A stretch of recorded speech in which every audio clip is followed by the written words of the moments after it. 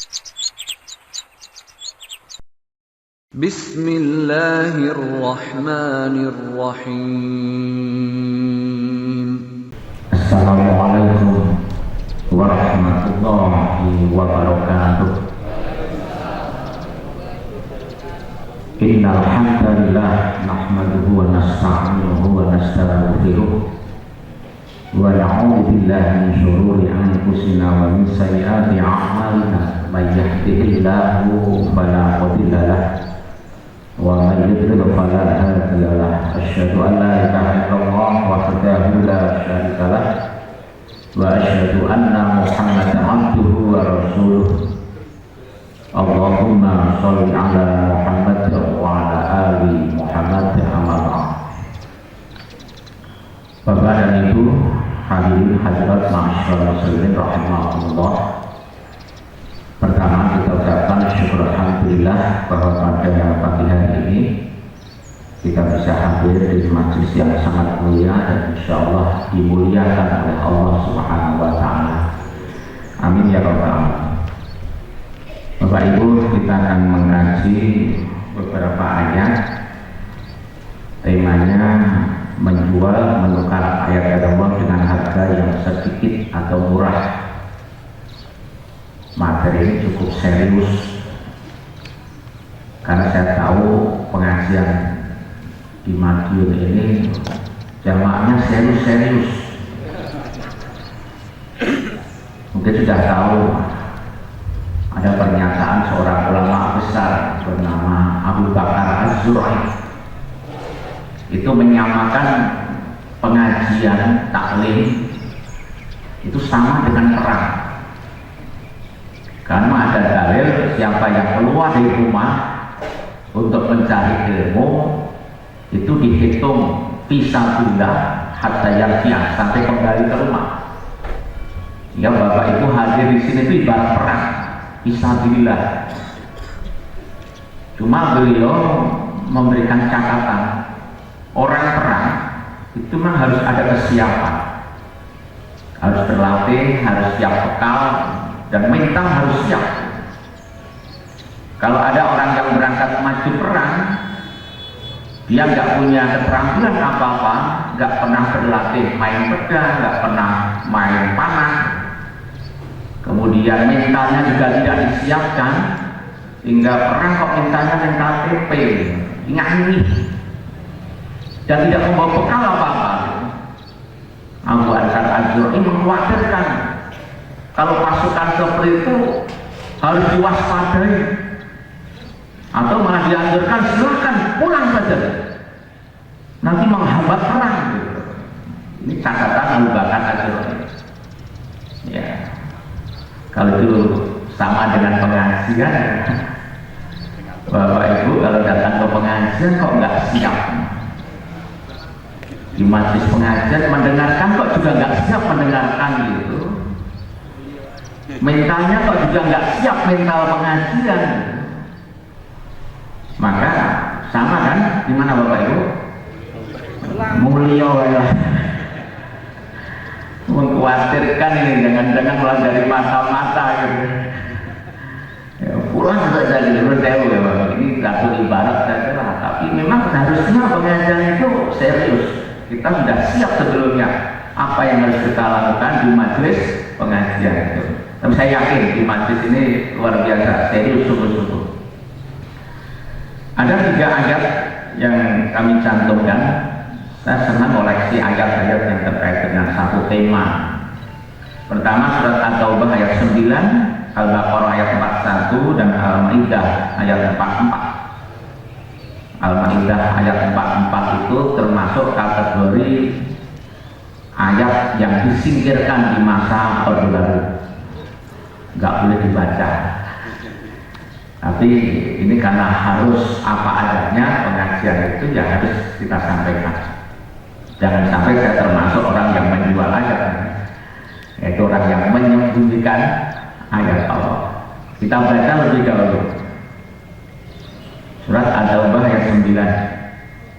A'udzu billahi minasyaitonir rajim. Monggo.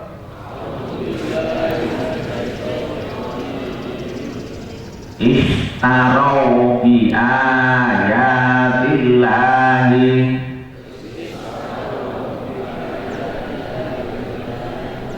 Sakalnya kasroh, yang pertama dari kasroh ya.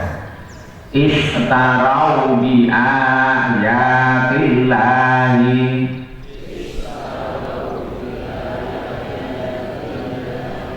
Samanan qalilan faqaddu an sabilihi.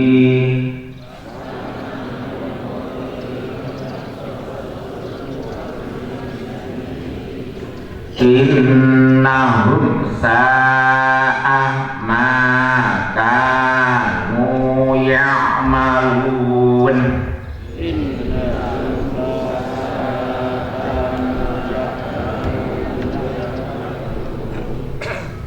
Al-Baqarah 41. Wa aminu bima anzaltu.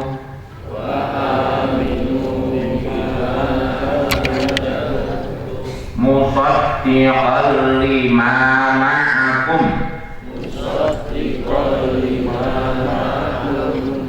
Wa la takunu awwala kafirin bihi.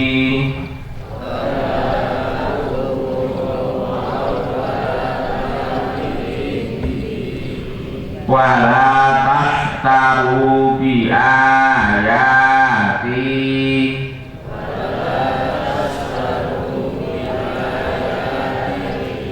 Samanan qalilan wa iyaya fattaqun.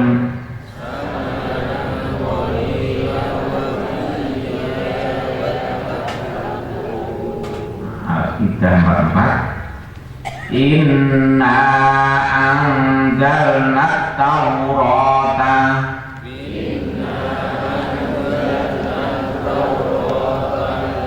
fiha hudaw wa nur.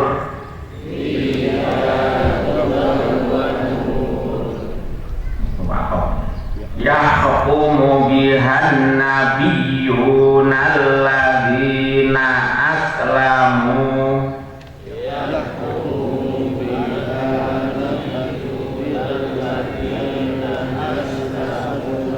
lilladzina hadu warrabbaniyuna wal ahbaru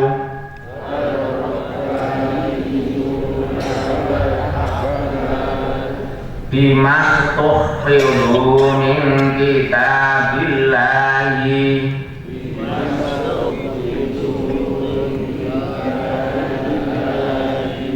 wa kanu alaihi syuhada.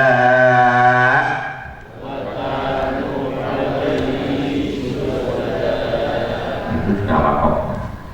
Fala takhshawun nasa wakhshawni wala tashtaru bi ayati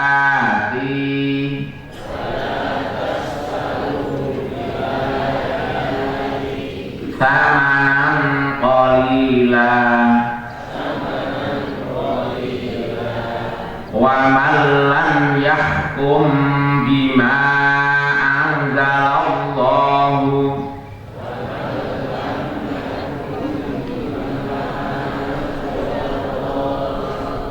fa'ulaika humul kafirun.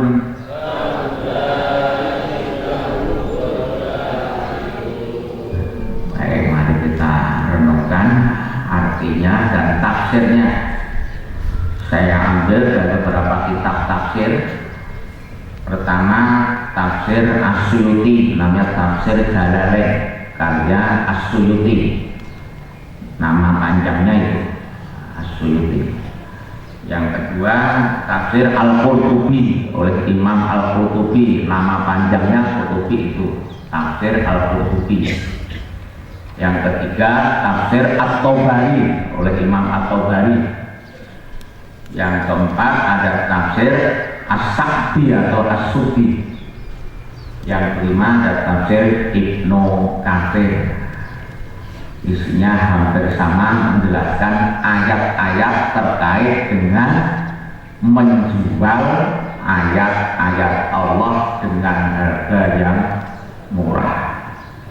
Ada nggak kira-kira sekarang orang yang menjual ayat-ayat Allah?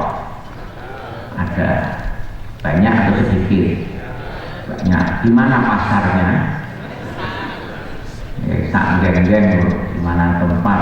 Ada di gedung dewan, ya, ada di tempat pengajian, ada di kantor, ada di setiap departemen, instansi, lembaga, atau mungkin juga di pasar-pasar sesungguhnya. Jadi ada orang menjual ayat dengan harga yang murah. Apa harga yang murah? Para mufassir mengartikan samanan qalilah itu adalah dunia. Jadi uang itu samanan qalilah, seberapa pun banyaknya itu samanan qalilah, sedikit, harganya murah. Samanan qalilah. Harta, jabatan itu semuanya samanan qalilah. Harga yang murah itu adalah duniawi. Jadi ayat ini jangan dipelesetkan sebagaimana orang-orang yang suka melesetkan. Janganlah Anda menjual ayat Allah dengan harga yang murah, itu dibelokkan maknanya. Kalau begitu boleh dengan harga yang tinggi. Maka para mubalek kadang-kadang menggunakan dalil ini. Kalau nyangoni mubalek jangan sedikit, yang banyak, karena ayat Allah itu mahal. Ngawur memberi makna. Ini meleset ya ayat. Seberapapun dunia, seberapapun uang, seberapapun itu harta, itu adalah di pandangan Allah, di mata Allah adalah kecil, rendah. Jangan sampai itu ditukarkan dengan ayat-ayat Allah. Paham maksudnya Bapak Ibu ya? Ya, agak keras tidak apa-apa, tapi saya menyampaikannya terlembut. Isinya tegas, keras, tapi memang metodenya saja yang harus kita hikmah. Yang pertama, ishtaraw bi ayatillahi tsamanan qalilah. Orang-orang Yahudi, orang-orang musyrik itu pekerjaannya itu menukarkan ayat-ayat Allah dengan harga yang sedikit. Setelah itu fasadu ngansabili, mereka itu adalah menghalangi manusia lain dari jalan Allah. Jadi tidak hanya menukar ayat dengan duniawi, tetapi menghalangi orang lain dari ayat-ayat itu. Innahum sa'a ma kanu ya'malun. Yang demikian itu adalah sangat buruk, sangat keji perbuatan kayak begitu.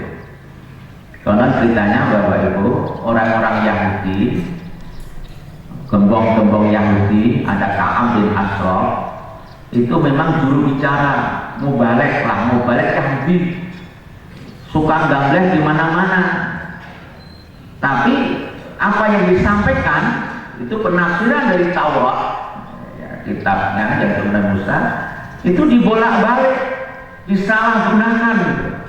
Yang benar dijadikan salah atau ditutup-tutupi, yang salah justru dibesar-besarkan. Mengapa? Karena Ka'ab bin Ashraf beserta gembong-gembong lainnya itu menjual ayat. Fatwa yang diberikan pada umat, pada masyarakat, itu adalah harus sesuai dengan keinginan masyarakat. Semakin senang mendengarkan fatwa, semakin tinggi harganya gitu. Nah, kalau seorang mubalek, seorang penceramah sudah hitung-hitung seperti itu, wah, ayat ini mahal nih harganya. Kalau ayat ini, wah, ini nanti menyebabkan saya nggak laku, maka disembunyikan. Maka ketika menyampaikan pengajian, dipilih-pilih, mana kira-kira yang menyenangkan. Ada nggak kira-kira mubalek seperti itu? Ada. Nah, akhirnya kalau kecenderungan seperti itu, maka menjual ayat. Hal-hal yang benar ditutup-tutupi, tapi dirubah menjadi hal yang tidak benar, itulah yang dimaksud menjual ayat Allah. Bahkan setelah itu mereka menghalang-halangi. Dalam Taurat itu ada informasi jelas tentang sifat-sifat kerasulan Muhammad, tapi ditutup-tutupi, nggak boleh. Agama yang Muhammad harus ditutup-tutupi, nggak bisa. Jadi informasi yang disampaikan kepada umat sudah menyimpang, karena tujuannya adalah menghalang-halangi keislaman Rasulullah, dakwah Rasulullah. Itu sejarahnya. Sekarang ada nggak orang yang menghalang-halangi Islam? Padahal mereka tahu tentang kebenaran Islam, tahu tentang kebenaran Islam, tapi dihalang-halangi. Banyaklah cara gitu. Tidak semua orang suka dengan pengajian kayak ini.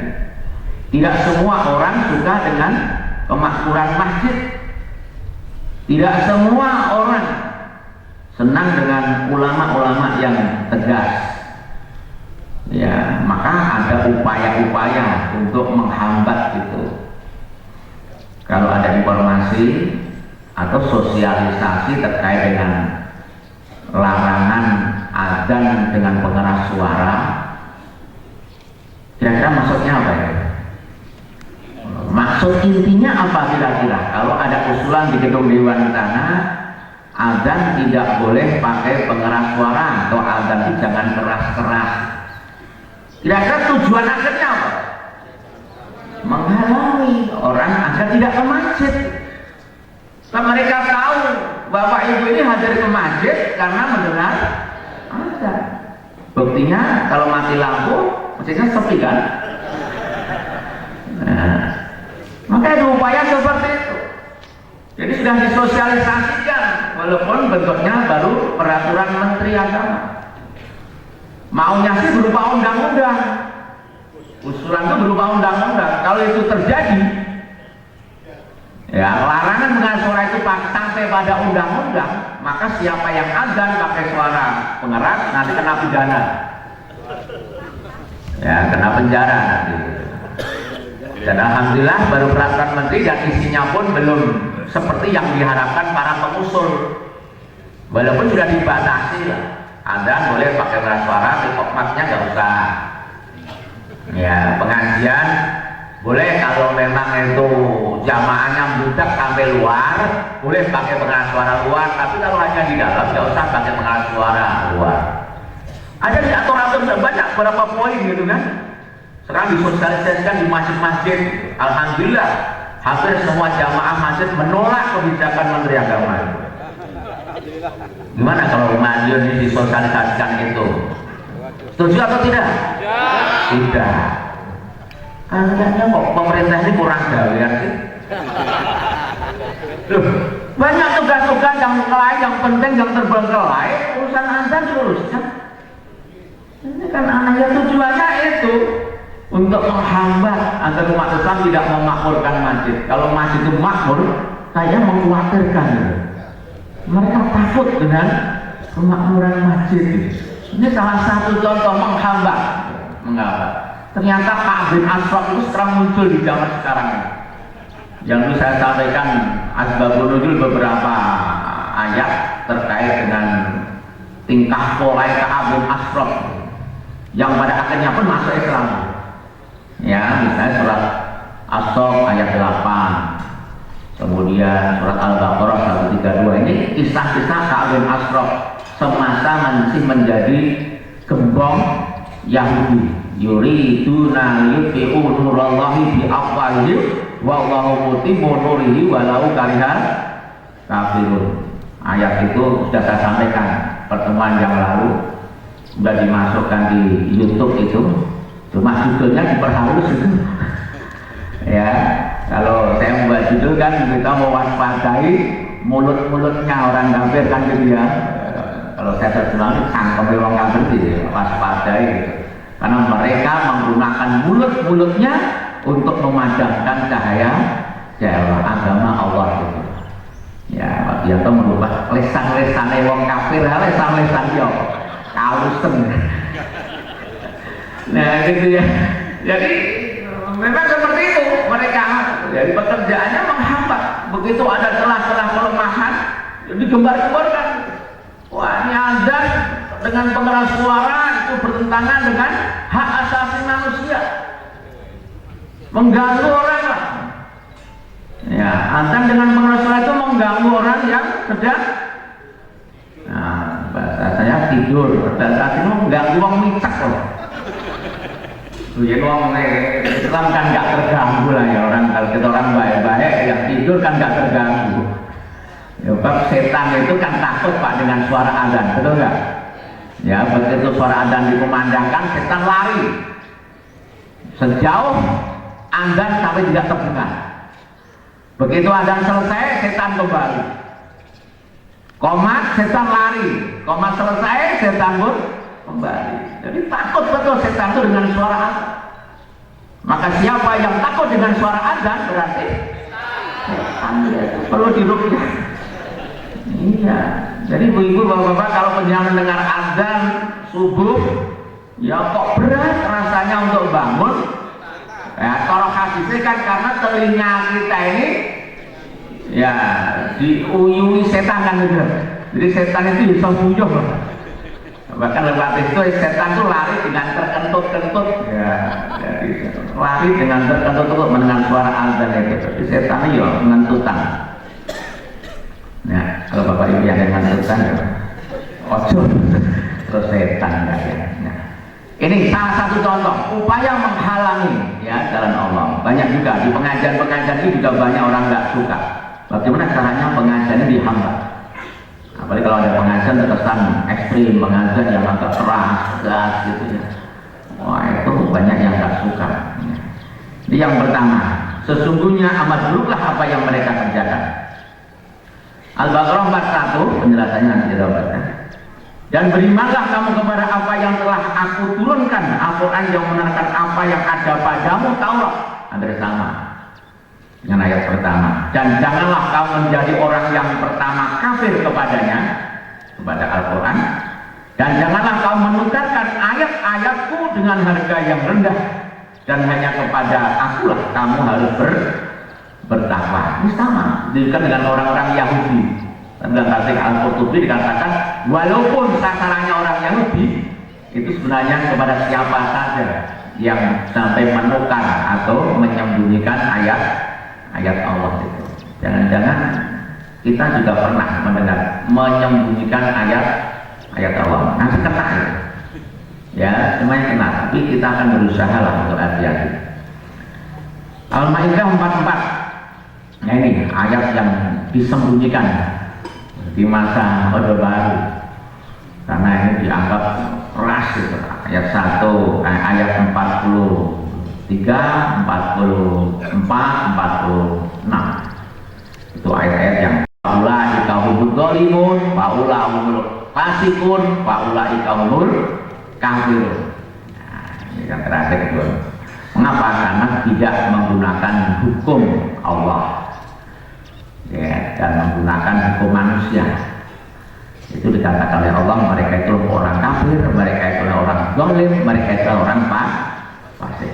Kita baca, sesungguhnya kami telah menurunkan kitab Taurat, di dalamnya ada petunjuk dan cahaya yang menerangi, yang dengan kitab itu diputuskan perkara orang-orang Yahudi oleh nabi-nabi yang menyerah diri kepada Allah, oleh orang-orang alim mereka dan pendeta-pendeta mereka, disebabkan mereka diperintahkan memelihara kitab-kitab Allah dan mereka menjadi saksi terhadapnya. Karena itu janganlah kamu takut kepada manusia, janganlah kamu takut kepada manusia, dan takutlah kepadaku Allah, dan janganlah kau menukar ayat-ayatku dengan harga yang sedikit. Barang siapa yang tidak memutuskan apa yang diturunkan Allah, maka mereka itulah ada orang-orang yang kafir.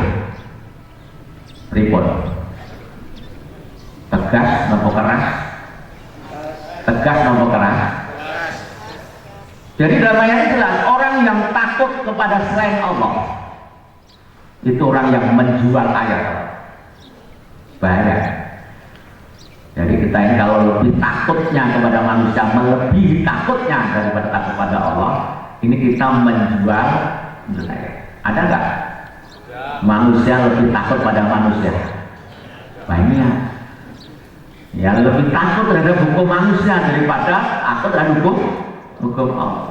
Maka penerapannya ya mereka nanti akan lebih menggunakan hukum manusia daripada menggunakan hukum Allah. Siapa yang menggunakan hukum manusia meninggalkan hukum Allah, fakulah jika humulkan, mereka itulah orang-orang kafir. Bahaya atau bu? Ayatnya bahaya kan? Enggak bahaya. Kalau kita harus yakin lah, hukum Allah itu yang bisa mengatur manusia. Kalau hukum manusia sakit ganti pak. Ya apa enggak? Enggak usah dengan takut dengan peraturan menteri tentang pengeras suara. Minggu bisa sakit ganti loh. Ya karena presidennya siapa? Tinggal presiden siapa nantinya? Siapa menterinya gitu loh. Ya walaupun 2 minggu yang lalu Menteri Agama mengomentari tentang LGBT boleh. Menteri Agama membolehkan LGBT, ya nikah sesama jenis, laki-laki menikah dengan laki-laki, perempuan dengan perempuan. Setuju nggak? Enggak. Mengapa Menteri Agama berani komentar membolehkan? Mengapa? Ya karena menginginkan laki, nanti kalau nggak gitu nggak jadi menteri lagi gitu loh. Ya karena yang mengusung itu nanti akan memperjuangkan itu. Jadi ke depan mereka akan jadi agenda itu. Jadi undang-undang dibolehkan. Undang-undang perkawinan tahun 74 itu akan dibatalkan, nanti akan undang-undang baru yang membolehkan tentang pernikahan sejenis. Ayat-ayatnya harus diungkap Pak Darto. Nanti ayatnya tentang LGBT itu yang terkait dengan umatnya Nabi Lut, ternyata ini muncul luar biasa. Ditemukan di Palu itu ada grup WA, anggotanya LGBT itu 1000 LGBT. Jadi di Palu itu saat ini diadab oleh Allah Pak. Iya karena LGBT itu yang paling cepat mengundang bencana itu LGBT. Perzinaan, ya perzinaan itu mengundang bencana dan dosanya besar ya iya, tapi LGBT itu lebih besar, itu lebih cepat mengundang bencana. Bisa bergedek umat kaum itu karena LGBT. Jadi adanya petir, adanya angin topan yang membawa kerikil-kerikil yang menghancurkan umatnya Nabi Lut, itu karena memang kezaliman yang dilakukan umatnya Nabi Lut. Saya ingat itu pertemuan saya, misi pertama di sini adalah saya mengkaitkan antara bencana dan dosa manusia. Saya ingat itu. Waktu itu saya menyampaikan tentang letusnya Gunung Kelut itu. Ya, kita harus yakin itu. Walaupun orang-orang yang sekuler nggak percaya apa sih hubungannya gempa bumi dengan dosa manusia atau perbuatan manusia. Mereka nggak percaya itu. Tapi sekian ayat, Pak Nasir sudah mengumpulkan ayat-ayat ini bahwa bencana-bencana itu terkait erat dengan perilaku atau ulah manusia. Yakin nggak? Yakin, harus percaya. Saya juga pernah menyampaikan ayat surat Al-A'raf ayat 96. Di situ jelas, walau anna ahlal qura amanu wattaqau la fatahna alaihim barakatin minas sama'i wal ardh. Jangan hanya sampai situ loh Pak. Teruskan walakin kadzabu fa akhadnahu bima kanu ya. Jadi Bapak-bapak khotib kalau nerangkan jangan dipotong. Benar isinya benar, tapi kesannya kan lebih lunak yang depan. Dan seandainya penduduk suatu negeri itu iman dan takwa, maka akan dibukakan pintu berkah kebahagiaan dari langit dan bumi. Betul kan isinya tadi? Tapi kan terkesan empuk loh. Yang iman takwa, taat beribadah akan diberi berkah oleh Allah, kebaikan. Yakin itu? Yakin. Tapi selanjutnya harus yakin juga sama kok. Walakin kadzabu. Tapi kalau penduduknya itu mendustakan, tidak iman dan tidak takwa atau kafir kalau penduduknya maksiat, tidak taat kepada Allah. Wa akhadnahum bima kanu yaksibun. Apa maknanya? Maka akan kami azab di dunia. Ayat itu ayat dunia. Berkah itu urusan dunia. Kalau iman dan takwa diberi berkah di dunia, hidupannya akan menjadi bahagia, sejahtera, adil, makmur dengan iman dan takwa. Tetapi kalau durhaka pada Allah, tidak iman dan takwa, maka kami memberi azab bencana di dunia ini akibat perbuatan mereka. Cekrok aja, ya kan? Jadi ada hubungannya. Dan ingat bencana, musibah, siksa, azab di dunia itu untuk menakut-nakuti manusia. Surat Al-Isra ayat 59. Untuk menakut-nakuti. Jadi kalau ada bencana-bencana di sekitar kita nggak ada yang takut, barangkali ada yang error di hati kita. Iya. Jadi saya baca karikatur ya menjelang hari raya Idul Adha. Tapi maknanya luar biasa. Jadi ada gambar orang yang menyembelih lembu untuk kurban. Terus lembu-lembu di sekitarnya itu antri mau disembelih. Ya, sebelum disembelih diberi rumput makanan gitu. Sapi-sapi yang mau disembelih itu kok makan kok masih lezat gitu. Rasanya masih menggayungi gitu, kok enak gitu. Padahal tahu nanti gilirannya akan disembelih gitu. Kalau penjenengan mau disembelih, kira-kira doyan makan nggak kira-kira? Nah, waktu dia melihat itu wajib disembelih teman-teman ini. Kalau saya juga nggak mau makan, Pak, mau rawuh rumah yo, mati kan nggak makan lah gitu. Nah, ini beratnya begitu. Jadi di sekitar itu sudah terjadi bencana-bencana. Apakah kita merasa aman dari bencana itu? Surat Al-A'raf ayat 97 dan seterusnya. Sampai 100 kan? Apakah kita merasa aman dari siksa Allah atau azab Allah yang datang di waktu malam atau di waktu siang? Datangnya sekonyong-konyong tiba-tiba, nggak bisa juga. Jangan dikira Madiun itu aman dari musibah. Nggak nakut-nakut, nggak ya kan nakut-nakuti. Ya mulai dari Lombok sudah ke Palu, orang-orang Palu lari ke utara ke Minahasa, Gunung Soputan meletus, kembali lagi ke selatan, kemudian sudah merembet ke situ Bondo, cuma hanya peringatan ukur-ukur. Ya kan, ini mungkin ada getaran enggak? Ya, meloncat lagi ke Gunung Kidul sampai Wonogiri, kemudian kemarin itu di Aceh 5,3. Aceh kembali digoncang gempa. Prediksi ramalannya lempengan Pulau Jawa ini sudah bergerak. Ya, berita kemarin itu, jadi mulai dari Semarang, Pati, ya, kemudian terakhir Gerobokan sampai Ngawi, kemudian Madiun.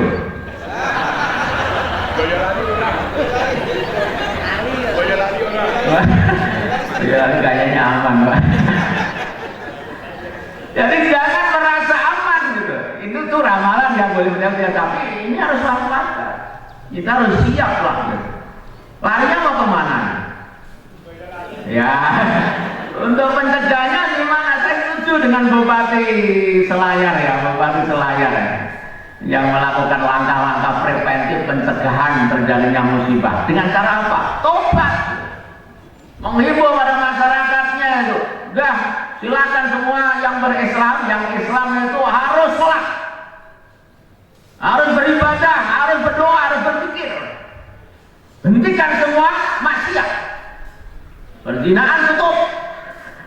Ya, judi hentikan, minuman keras hentikan, LGBT hentikan. Sudah kita berantas semua. Bupati Selayar luar biasa. Dan itu tampaknya ya satu-satunya langkah yang efektif ya, dalam arti ya rasional dan juga secara nakli pun dalil benar gitu. Coba Bapak Ibu, kalau sudah ada prediksi Pulau Jawa ini dalam keadaan terancam, bisa jadi seperti di Palu ada satu desa kelurahan itu ambles-ambles, bangunannya ambles, barang-barangnya ambles, penghuninya pun ambles, mau diapakan? Ya, belum dievakuasi, mungkin malah sisanya lah dipendem. Nah, kalau ada prediksi tahun sekian Jawa itu mau tenggelam gitu, mau lari kemana Bapak Ibu? Menyerah kan? Ya sudahlah, pokoknya selama itu bareng-bareng aku rapopo. Ya, jadi kita nggak bisa kemana-mana gitu. Walaupun sebenarnya itu awalnya di Palu itu gempa di laut, potensi tsunami. Badan Meteorologi Geofisika sudah menginformasikan ini terjadi bencana alam gempa dan tsunami terjadi di dasar di laut. Gelombang jalan ke daratan sekitar berapa jam? Menghimbau pada penduduk di sekitar pantai itu segera mengungsi, dievakuasi, lari. Ada yang lari, ya, yang kaya mungkin langsung terbang. Ya, tapi anehnya begitu air sampai ke daratan, gempa terjadi di daratan. Mau lari kemana? Ya, tidak diduga, gempa tidak bisa diduga dan tidak bisa dihentikan. Gunung Meletus itu nggak bisa dicegah. Jadi mau ditutup apa nggak bisa. Ya, kita paling hanya melarikan diri, tapi mau lari kemana gitu. Ini peringatan ya Bapak Ibu. Nah, kalau sampai ke situ kan temanya sampai segitu. Ini peringatan Allah. Maka jangan takut kepada manusia, lebih takut pada manusia daripada kita takut kepada Allah. Kita harus lebih takut kepada Allah. Maka gunakan hukum Allah. Ya, Al-Quran harus jadi pegangan kita dalam kehidupan sehari-hari. Jadi saya katakan hukum manusia berubah-ubah. Saya teringat yaitu kalau saya membawa motor, ya di siang hari sekarang harus dinyalakan. Padahal saya pernah ke Mukmen, ketilang waktu dulu gara-gara saya tidak menghidupkan lampu di siang hari. Waktu itu saya menghidupkan lampu di siang hari, kena tilang saya. Ya, saya berjalan dari Wonogiri, ya berangkat itu sebelum subuh. Nah, ternyata sampai pagi lupa saya nggak matikan lampu, ya kena tilang. Tapi sekarang sudah berubah, harus dihidupkan lampu. Inilah peraturan manusia, saat-saatnya bisa berubah.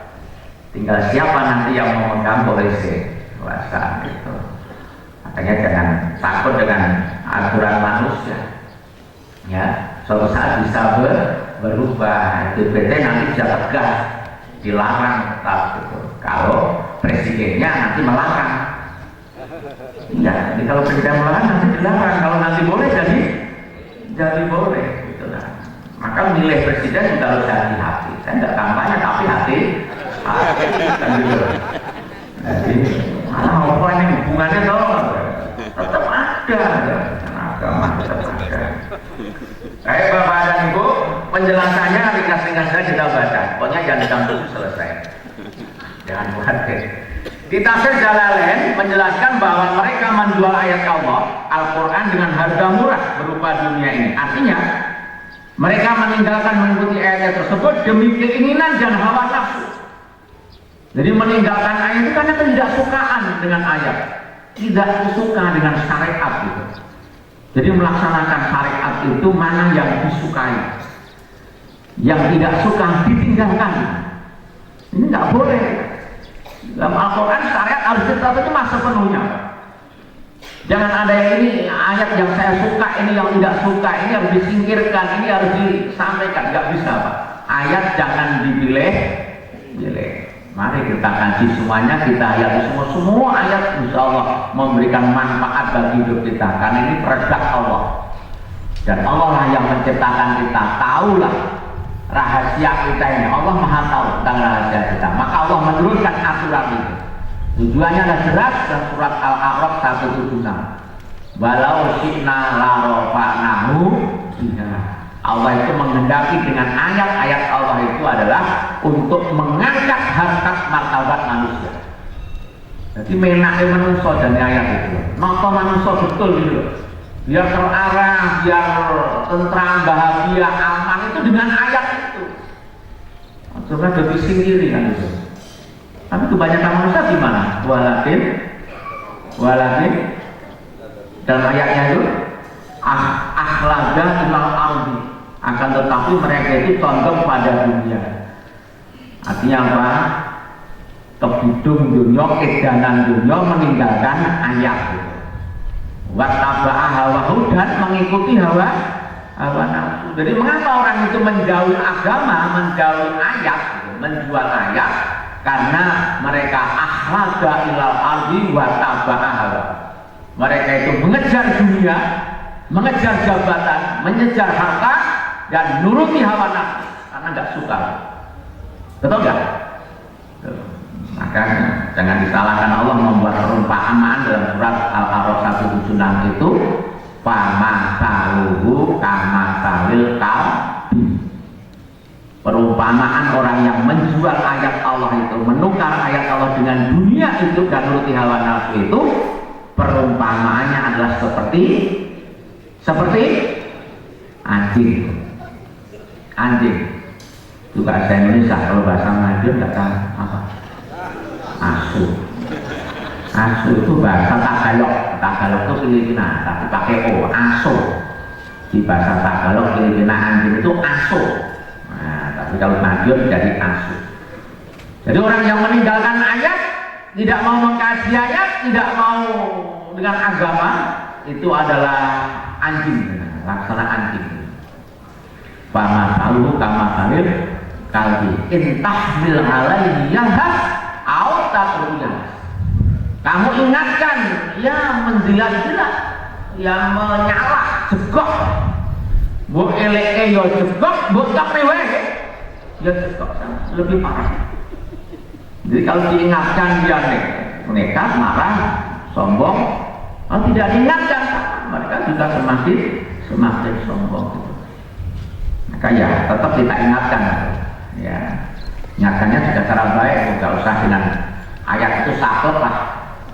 Orang belum ngaji mau wae asu wae, ojo ngono lah.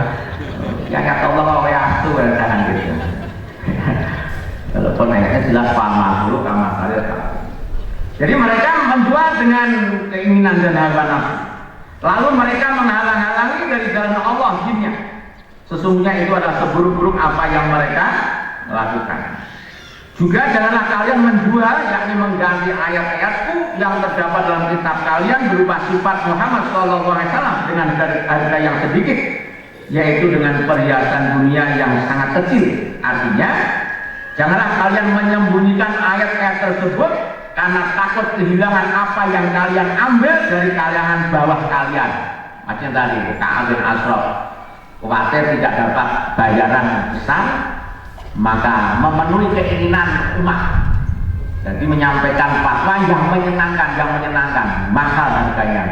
Ya, tapi kalau menyusahkan atau membuat umat terkekang itu mah nanti tidak dapat bayaran. Kemudian kita ambil satu lagi dalam tafsir Al-Qurtubi, menjelaskan bahwa mereka mengganti ayat Allah Al-Quran demi perhiasan dunia.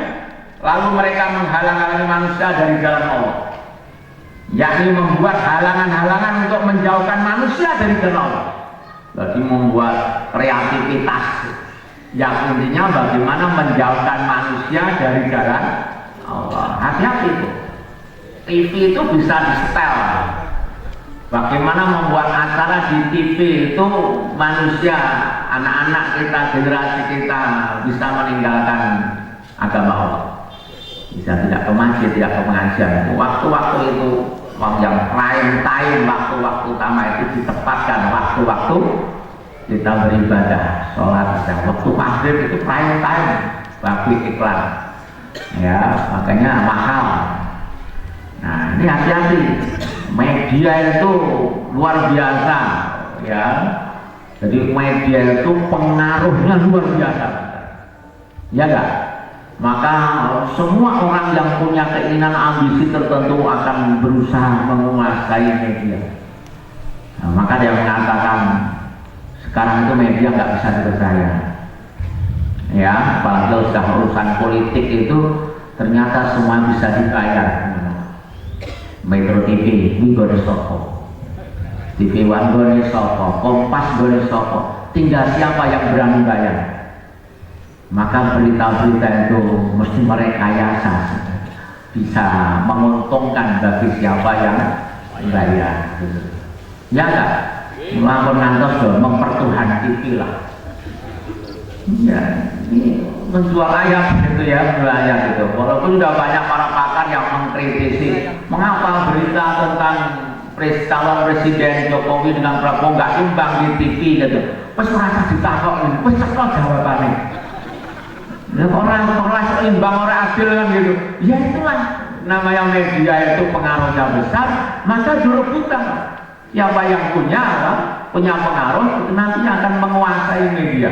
Koran itu semuanya sudah ya, sulit untuk menjaga keseimbangan keadilan media atau berita itu.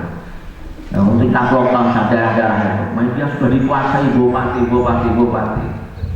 Ya kalau enggak manut ya enggak laku kok. Ini media. Makanya itu tingkat dunia pun sama. Ya, jadi negara-negara berpengaruh itu akan menguasai media dengan cara membeli. Bagaimana bisa mendeskripsikan Islam, bagaimana menghalangi Islam. Hanya hati-hati dengan media. Mereka menjual ayat Allah dengan murah, artinya Yahudi menjual hujah-hujah Allah dan penjelasannya demi mendapatkan kepemimpinan.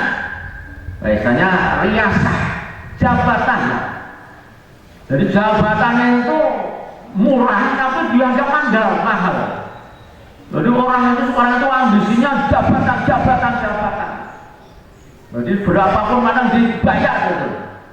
Jadi uangnya pasang baliho Pak Gondor pengen jadi menteri. Triliunan. Iya. Waktu yang lewat di neraka dia nasib. Tapi keinginan untuk jadi pejabat, entah itu jadi wakil presiden, ingin jadi menteri, itu sudah luar biasa ragatnya, biayanya rupiah luar biasa. Emang jadi gagal, ya sampai gagal, tidak mendapatkan jabatan. Jadi sekarang ini yang dicari ada jabatan, bukannya amanah jabatan, tapi jabatan. Maka dalam hadis, kalau namanya jabatan itu sudah diperebutkan, amanah sudah menjadi ghanimah. Ghanimah itu rampasan, ya. Amanah kok dirampas gitu.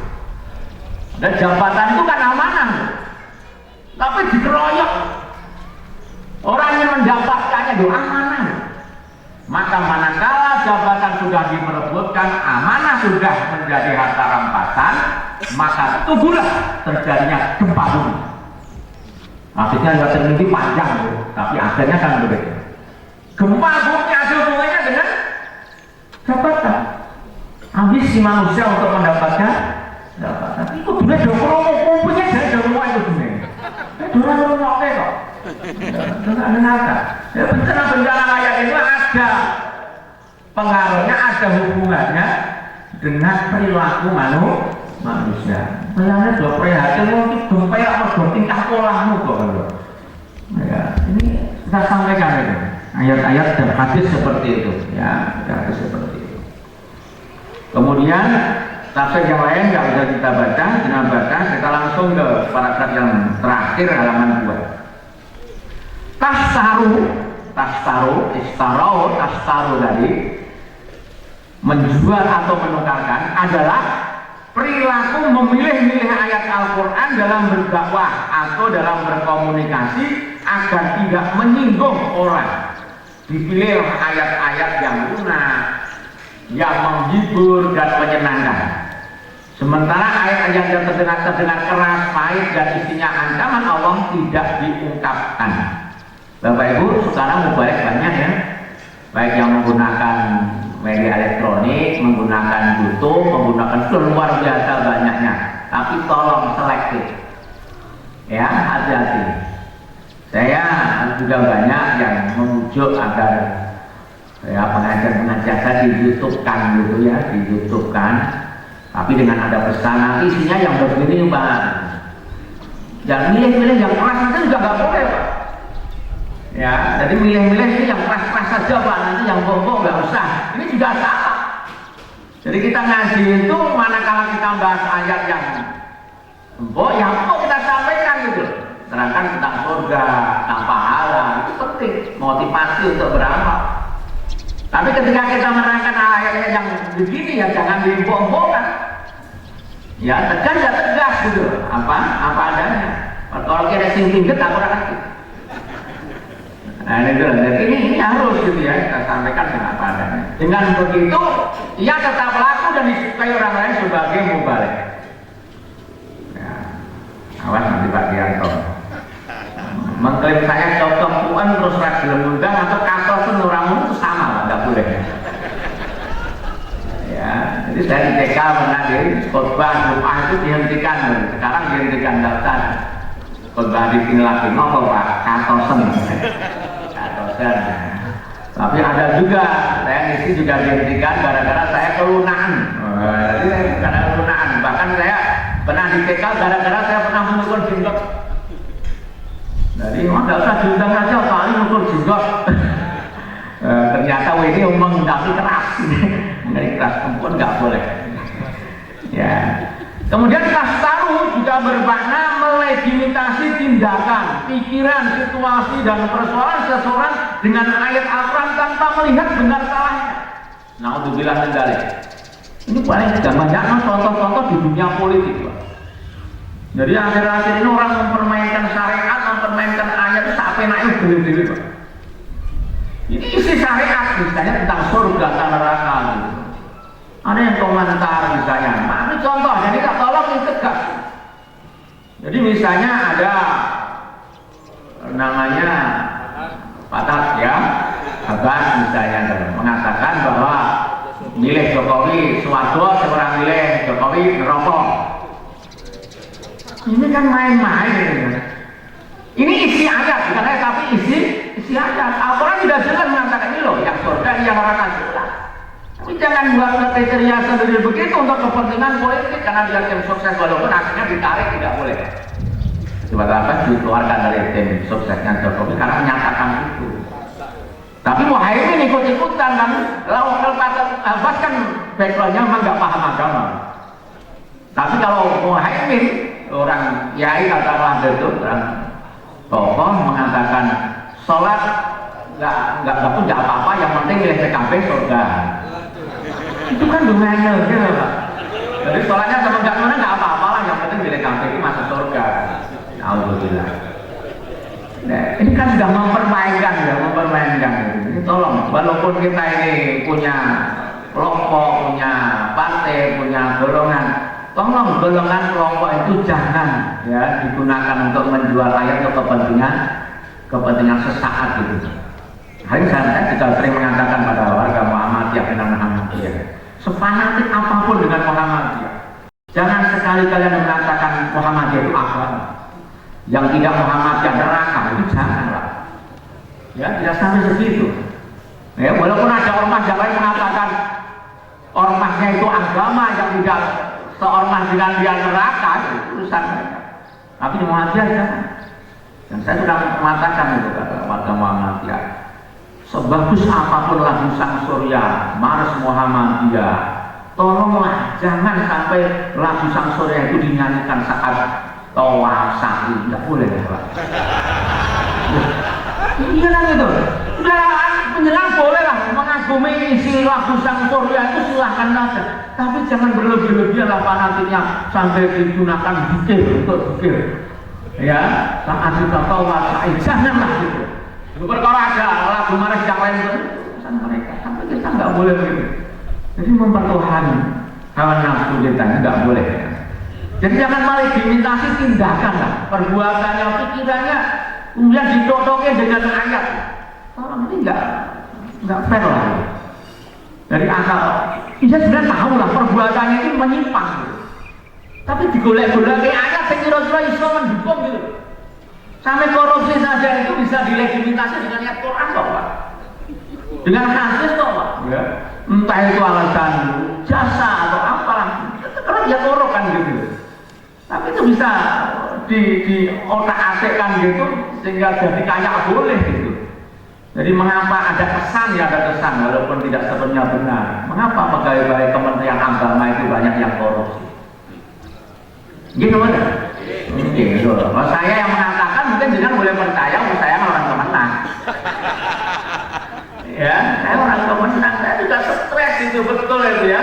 Kadang saya ngurusin keuangan itu ya, ngurusin keuangan itu. Saya harus memberi pejabat ini ketika dapat bantuan.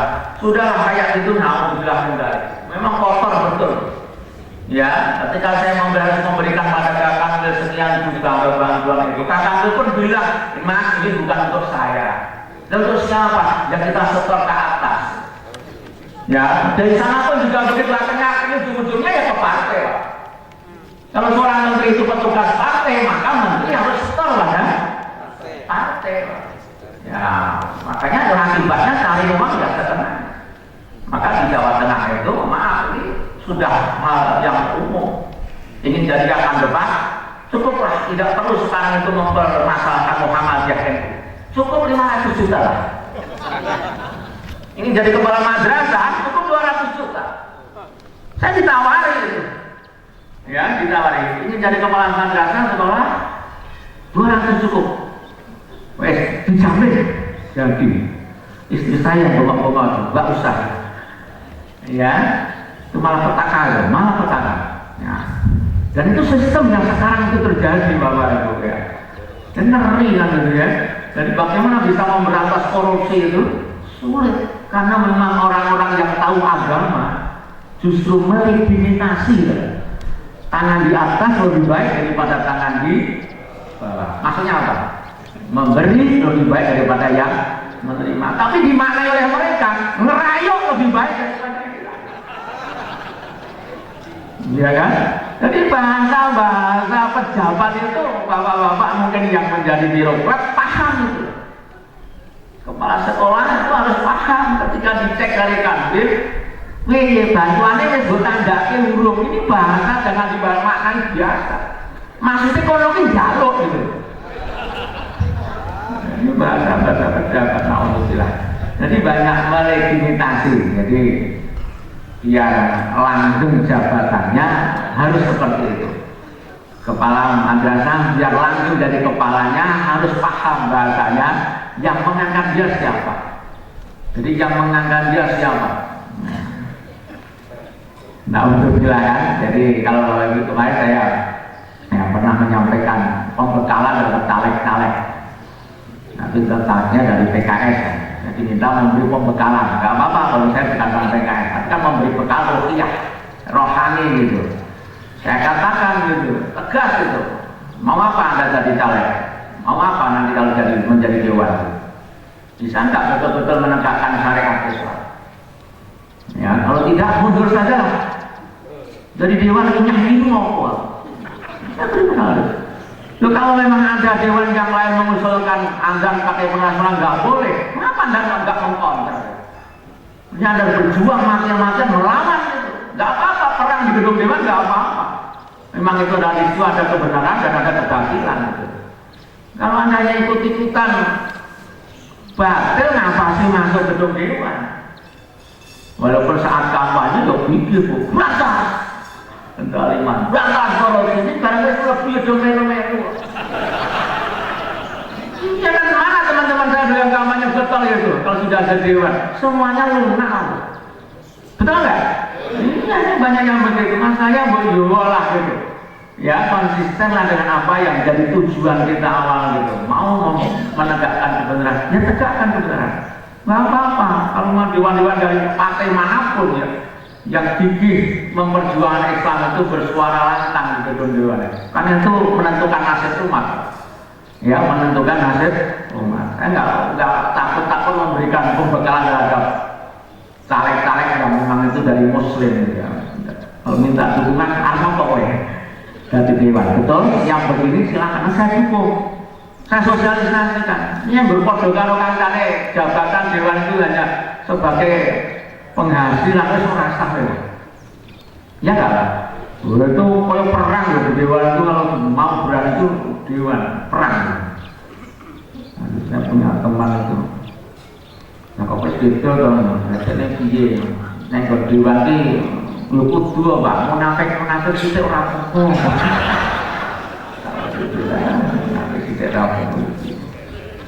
Baik, pokoknya ada simpati, pembicaraan orang biasa, pemimpin, penguasa, orang berpengaruh atau teman, kita dukung dengan ayat Quran ya. Yang jadi salah. Jadi nanti di politik itu akan digunakan ayat-ayat yang bisa mendukung ya. Bahkan mungkin semua partai punya andalan ayat.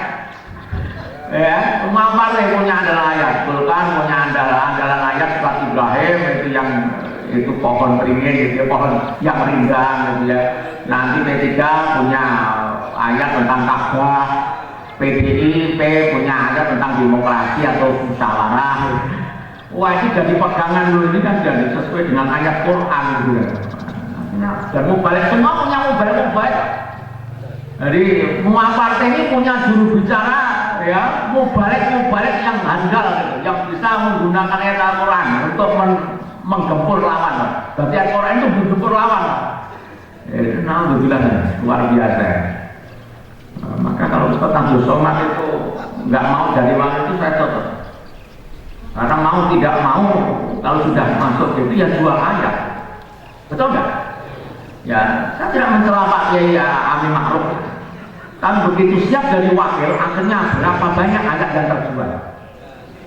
Berapa ayat yang terjual oleh beliau? Dan saya tahu itu psikologinya beliau, kejiwaan beliau, beban betul itu. Masa seorang ulama jogetan dengan tujuan nanti tadi itu, jogetannya mau sekarang lagi jodoh. Ya, dengan perempuan yang pakai, ya pakai kayak gitu sama kiai pakai sorban lagi. Saya yakin beliau beban, tapi itu harus dijual aja, nggak mungkin tidak. Jadi ada 6 poin yang memang dipaksa Pak, ya dipaksa Pak Amal dipaksa untuk bisa mengikuti kelompoknya, gitu tidak mungkin tidak, gitu. Bahaya. Jadi dijual ayat-ayat itu. Ya, jadi kayak pas seandainya ditanya bagaimana berjoget dengan perempuan telanjang gitu, mungkin dia akan menjawab boleh mungkin. Akhirnya menjual ayat, karena melakukannya kan. Ya, dengan perempuan yang tanda kepala tidak pakai kudus bayang, ya itu terpaksa boleh. Karena itu merupakan misinya lah kelompoknya. Nah itu tidak mau nanti ke depan kan dengan lihat itu kampanyenya tidak bisa menghindari hal kayak gitu. Akhirnya terjual lah ayat-ayat Allah sebagai seorang ulama. Itu beban luar biasa ya, beban luar biasa yang harus ditebus oleh beliau dengan harga yang murah, yaitu wakil presiden. Ini yang jadi. Yang murah jadi kan rembuk jawaban dulu Pak. Wes adol ayat orang sudah jadi apa? Ya kan susah ya. Baik, kemudian para kedua tidak mau mengingatkan dan menyampaikan kebenaran adalah juga indikasi orang yang menjual ayat dengan harga murah. Weh, lewat. Tidak mau mengingatkan dan menyampaikan kebenaran adalah orang yang menjual ayat dengan harga murah. Jadi Bapak Ibu, ya semau kita, kebenaran harus kita pegang dan kita sampaikan pada orang lain. Manakala ada orang yang salah, kita ingatkan. Kita harus berani tuh, kalau kita perkewo, malu atau menyembunyikan diri, etok-etok orang ngerti, ini menjual ayat. Apalagi punya orang yang punya otoritas, kekuasaan gitu, ngandani anak buah. Kok etok-etok orang ngerti, padahal itu masih jadi jahat, itu penyumpah, nggak berani. Ini menjual ayat. Menyembunyikan ayat Allah termasuk pada perilaku menjual ayat Allah. Jadi menyembunyikan ayat itu termasuk perilaku menjual ayat. Terakhir nyepet ini tidak ngewek. Ya, yang penting Bapak Ibu saya lihat di belakang serius. Memang ngaji ya kayak gini ya. Kecintaan dunia yang berlebihan menjadi malapetaka bagi setiap orang. Dunia penting, tapi kalau dunia dianggap segala-galanya itu petaka, bencana itu. Jadi bencana bukan hanya bencana alam, tapi ada bencana sosial dan ada bencana moral. Kalau di dalam surah Al-Ankabut ayat 38-40 itu ada bencana sosial. Jadi sampai ada bencana yang datang dari atas, ada bencana dari bawah kakimu, ada bencana horizontal, yaitu apa? Konflik antar manusia. Kalau dalam bahasanya itu akan melihat saling memberikan keganasan. Jadi orang sama orang itu sudah saling menginjak, memfitnah, sudah luar biasa. Itu bencana sosial. Sudah atau belum? Sudah atau belum? Sudah. Penjenengan meresani yang nonton berita ini tentang pola elit-elit politik itu susah apa seneng? Ya, antara politik itu tidak mau dibilang kali. Bahkan cara kadang dikepung untuk menjatuhkan itu sudah. Wes, mang tonton, kita jadi penonton saja. Pola yang suksesnya Jokowi dan suksesnya Pak Prabowo itu nanti gimana tuh?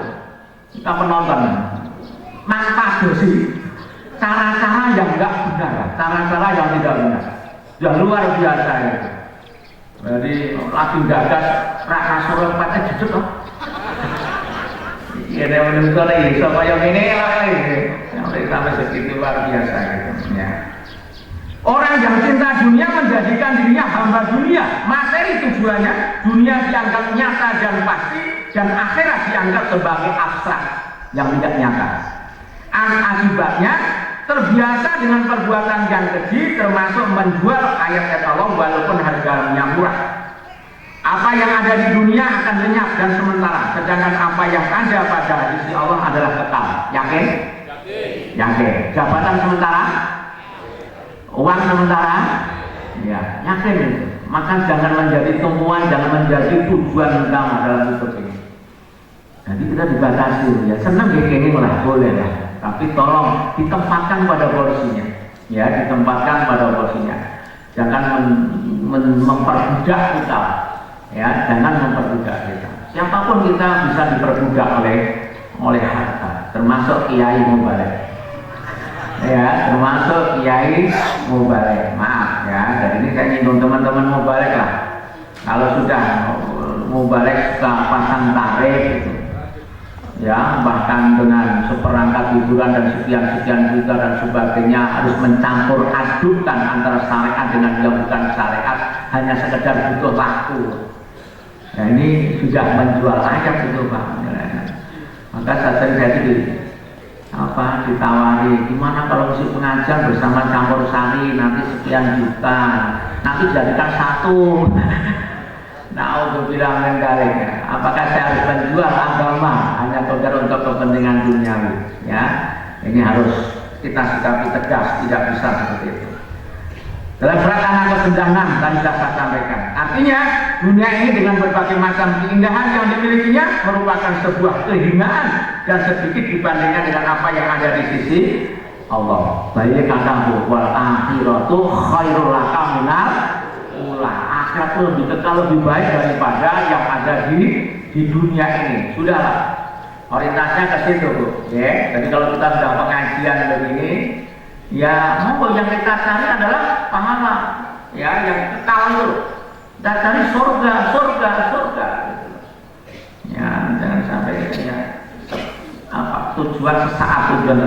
Terakhir, dunia tidak ada jika dibandingkan dengan ampunan dan ridho Allah.